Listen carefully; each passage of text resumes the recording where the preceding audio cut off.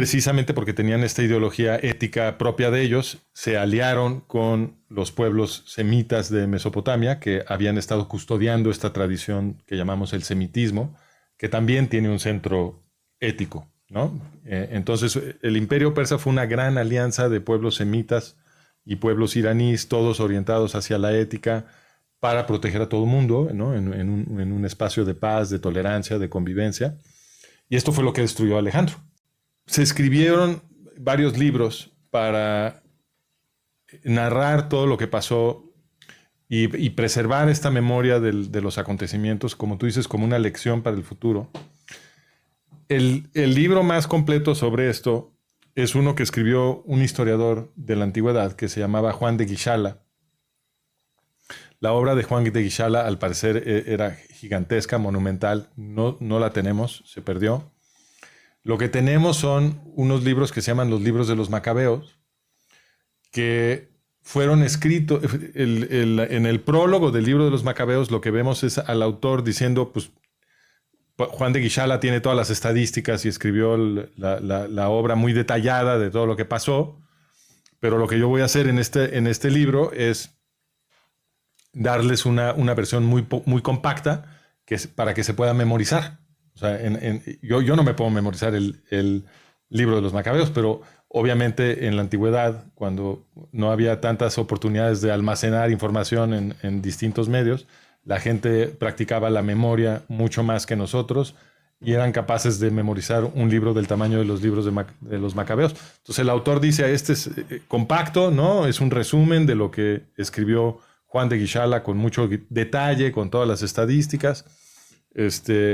Aquí lo vamos a hacer mucho más compacto para que se pueda memorizar y para que entonces la gente sepa lo que sucedió y se acuerden, que no se pierda este recuerdo. Y lo que narra el libro de los Macabeos es que y esto es muy importante, que los líderes del pueblo judío en ese momento, de esa zona, que eran los que controlaban el templo, se habían aliado con los greco-macedonios. Ahora, esto pudiera sonar muy asombroso porque, pues, lo que hicieron los greco-macedonios fue una cosa muy cruel, fue una cosa muy extrema. Lo que narra el libro de los Macabeos es que, además de enormes matanzas, estaban forzando a los sobrevivientes a abandonar la ley de Moisés, ¿no? Entonces, bajo pena de muerte, ¿no? Bajo amenaza de muerte, los forzaban a comer puerco, ¿no? Y a violar su ley de algunas otras formas. Entonces, querían que los judíos dramáticamente violaran su ley como demostración de que estaban abandonando a su Dios y que aceptaban los dioses de los griegos.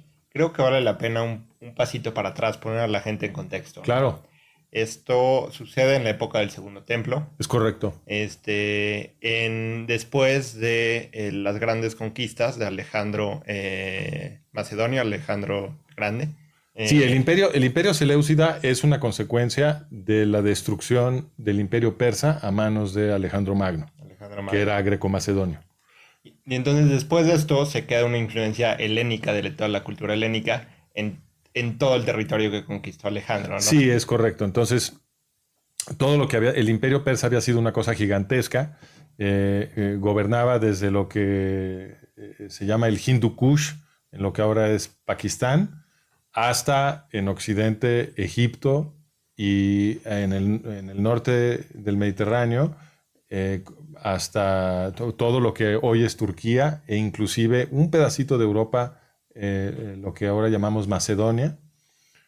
Todo eso había conquistado el imperio persa, un cacho de Macedonia. Y Alejandro, al destruir todo eso, lo que produce es una clase gobernante grecomacedonia sobre todas estas poblaciones que antes habían estado gobernando los persas. Los persas habían sido un gobierno sumamente benévolo. Los gobernantes eran zoroástricos, tenían una ideología ética de proteger a la gente pobre, que era pues una continuación, si tú quieres, de cierta forma del semitismo babilónico, del cual hemos hablado, en este espacio, aunque no era realmente un movimiento descendiente del semitismo babilónico. El zoroastrismo venía del este, es una ideología, una religión propia de los persas, de los iraníes, ¿no? Hay distintos pueblos que hablan idiomas iraníes, los persas son uno de ellos. Entonces esto se fue volviendo muy popular entre los pueblos iraníes.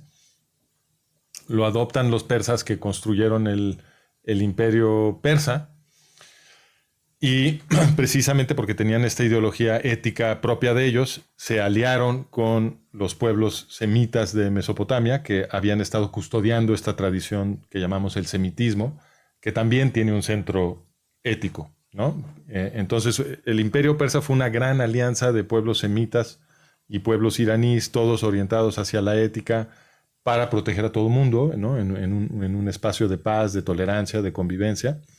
Y esto fue lo que destruyó a Alejandro. La cultura de los greco-macedonios era todo lo contrario. Los macedonios estaban imitando a los griegos, que tenían una cultura verdaderamente cruel y brutal. Tenían cientos de miles de esclavos. Por ejemplo, en Atenas tenían cientos de miles de esclavos. Y menciono Atenas porque pues, se supone que Atenas era la gran democracia griega, pero en realidad eran sociedades muy, muy opresivas, muy crueles. Y entonces esa cultura pues, es la cultura que imponen los greco-macedonios cuando se quedan con todo ese territorio, ¿no? Y el imperio seleucida, cuando muere Alejandro, sus 4 generales más importantes, les dicen los diadoki, que eran los 4 meros cuates de Alejandro, se pelean entre sí, porque eso es lo que saben hacer los griegos siempre se están peleando, no conocen la paz, y de estas peleas resultan 4 grandes estados. El más grande de todos era el imperio seleucida, que había heredado más o menos lo que había sido el territorio del imperio persa en Asia occidental. Y ese imperio se estuvo disputando con el reino tolemaico, que es otro de los 4 grandes estados que resultaron de la conquista de Alejandro. El tolemaico estaba basado en Egipto, y entonces Egipto desde el sur y el imperio seleucida desde el norte, porque tenía su capital en lo que hoy es Siria,